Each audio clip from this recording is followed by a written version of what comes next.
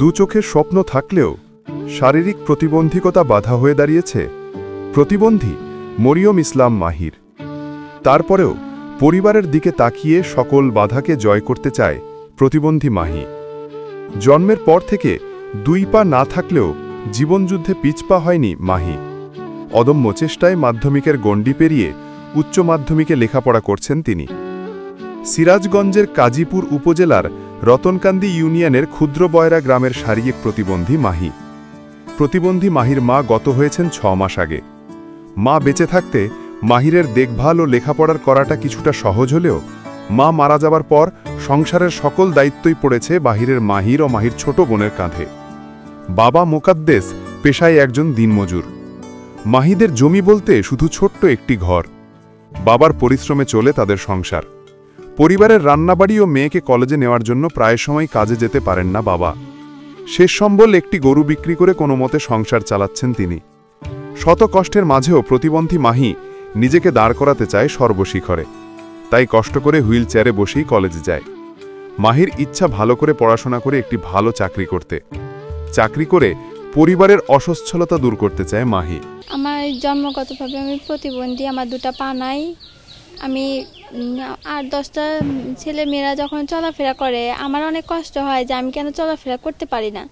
ওরা খেলাধুলা করে, আমি খেলাধুলা করতে পারি না, তখন আমার অনেক কষ্ট লাগে। আম্মু মারা যাওয়ার পরে ঘরের কাজ আমাকে, আব্বু আর আমার ছোট বোন 3জনকে সামলাইতে হয়। পাশাপাশি পড়াশোনাটাও চালায় যায় যে আমার পড়াশোনাটা চালাইলে আমি ভবিষ্যতে কিছু একটা করতে পারবো। আমার ইচ্ছা আছে আমি হয়তো টিচার হব, না কম্পিউটারে কোনো একটা কাজ করব। মানে কেউ যদি আমাকে সহযোগিতা করতো তাহলে আমি পড়াশোনাটাও চালায় যাব, পাশাপাশি বাসার কাজটাও করতে পারবো। মাহির বাবা জানান, আমার মেয়ের মেধা আছে, কিন্তু পারিবারিক অসচ্ছলতার কারণে তাকে ঠিকমতো সব কিছু দিতে পারি না। নিজে দিনমজুরি করে যা কিছু পাই তাই দিয়েই সংসার চলে।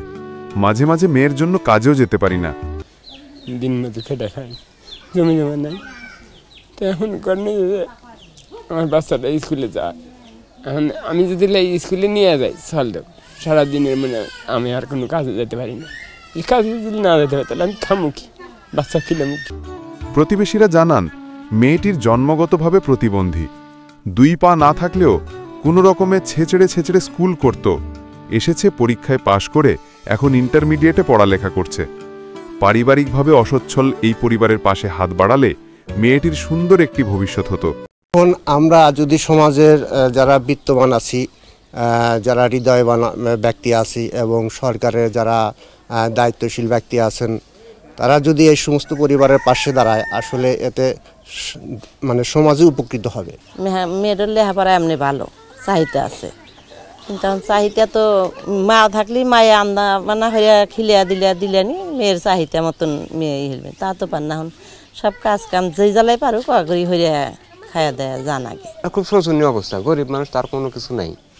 এখন তার মনে করেন যে এই অনুমত এই দিন মজুরি করে সে দিন পাত চালায়। 2টো ছল আছে, 2টো ছল নেয়, সে দিন মজুরি করে খায়। তার থেকে এই মেয়েটার যাতে যাবজ্জীবনে একটা কোনো বিধি ব্যবস্থা হয় সেই ব্যবস্থা করে। এদিকে অসহায় এই প্রতিবন্ধী মেয়ের প্রতিভা দেখে সাহায্যের হাত বাড়িয়ে দিয়েছেন সিরাজগঞ্জ জেলা বিএনপির সাধারণ সম্পাদক। মেয়েটির সুন্দর ভবিষ্যৎ গড়তে সাহায্য চালিয়ে যাবেন বলে জানান তিনি। যে মেয়েটি বই কেনার অভাবে লেখাপড়াটা চালিয়ে যেতে পারছে না, যে এটি আমাদের পার্টির ভারপ্রাপ্ত চেয়ারম্যান জনাব তারেক রহমানের দৃষ্টিগোচর হয়েছে এবং উনি আমাকে নির্দেশনা দিয়েছেন এই মেয়েটির পাশে থাকার জন্য এবং এই মেয়ের পড়াশোনার জন্য সকল সহযোগিতা করার জন্য। এবং আমাদের সিরাজগঞ্জের নেতা জনাব ইকবাল হাসান মাহমুদ টুকু ভাইও আমাকে এই নির্দেশনা দিয়েছেন। মাহির বই কেনার জন্য আমি কিছু অর্থনৈতিক অনুদান দিয়েছি। সমাজের বিত্তবানরা মাহির পাশে এগিয়ে আসবে এমনটাই প্রত্যাশা স্থানীয়দের। CTC news, Canada.